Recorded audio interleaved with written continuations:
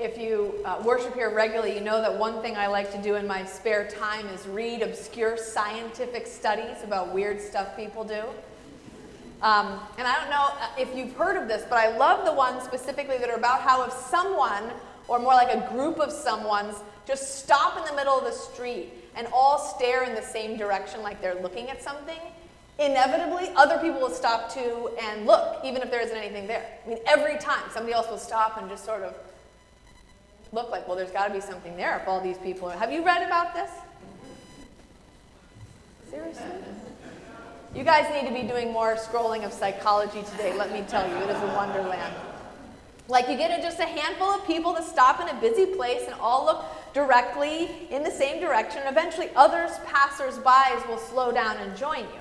Maybe you could try it one day and you're bored and you're just in downtown Portland, you got nothing to do.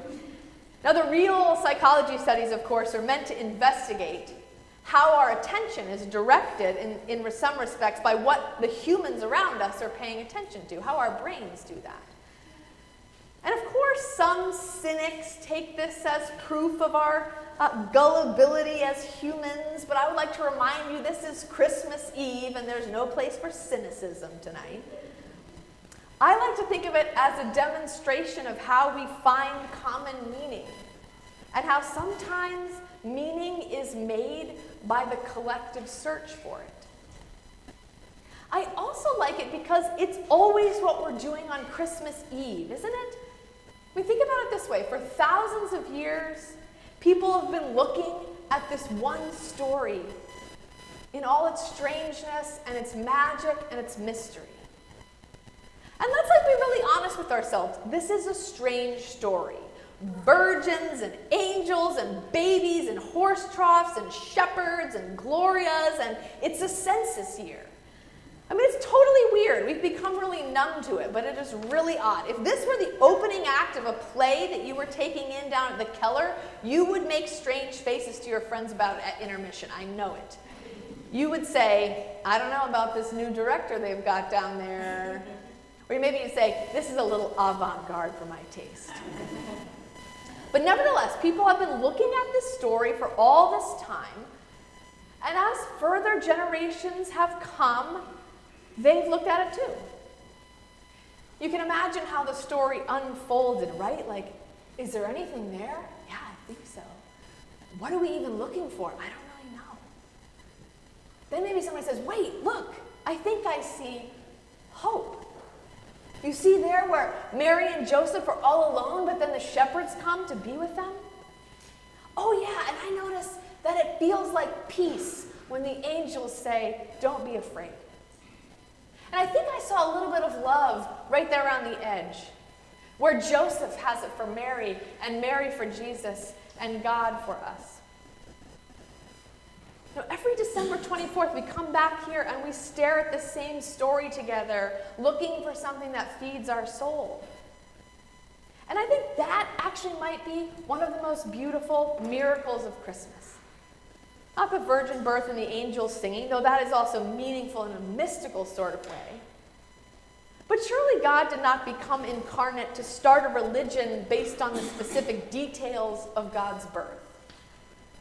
This is just how the story starts in order to get our attention.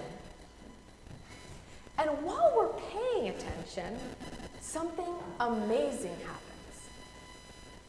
We realize that as we're setting our collective gaze on this strange little story, the crowd grows. We're not alone. All of a sudden, while we're looking at this story, we realize we're standing shoulder to shoulder with many other curious folks from all different places and all different times, people who are hungering for the same things we are hungering for. Forgiveness, love, a glimpse of something better, a glimpse of something holy. And I really think that that togetherness is what gives us the courage to ask the big question, which is, what's next? Right? Because this that we're talking about tonight, this is just the beginning. And there's more to know. And we could spend a lifetime looking at this story, implying it for meaning. Believe me, I know, I've tried. And I truly believe that doing that work together, That's how God continues to be born today. That's how we invite the holy into our midst now and always. By showing up for each other. By grasping hands or sharing our light or filling up the Zoom boxes. Showing up for each other to pay attention to the same things. So that as we search this dark world for a spark of light, we can trust that we're not doing it alone. Now, people often say Christmas is about family. And I agree with that. But I think it's too narrow. I think Christmas is about community. It's about building bonds with those who show up, even if they're strange astrologers or ragtag shepherds. The story is about learning what amazing things can happen when we're part of a body that intentionally sets its sight on hope. You know, friends, I know it's been a hard few years, and that we have all lost, and that we have all been afraid, and that we have all felt alone. And I also know that the particularity of our loss and our fear and our loneliness is unique to each of us, and that in that it has felt so isolating. But I think the story that we've come to hear tonight is that God showed up in the midst of a world like that. Not into some other world, but into this one with all its pain and challenges. God came to be with us and to be for us, and so we aren't alone. And that is the best news there is.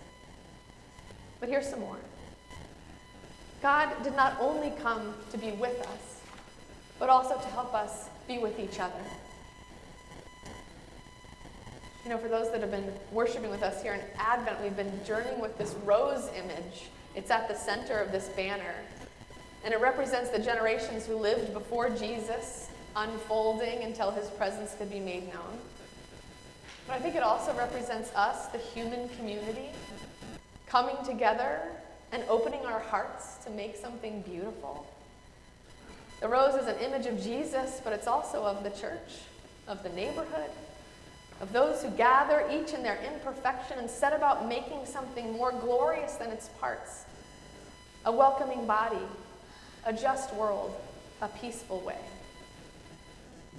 And so my invitation to you tonight, if you try to do anything faithful at all, is just to open your eyes and open your hearts wide, to hold on to whoever's next to you, and to be brave enough to say what comes next.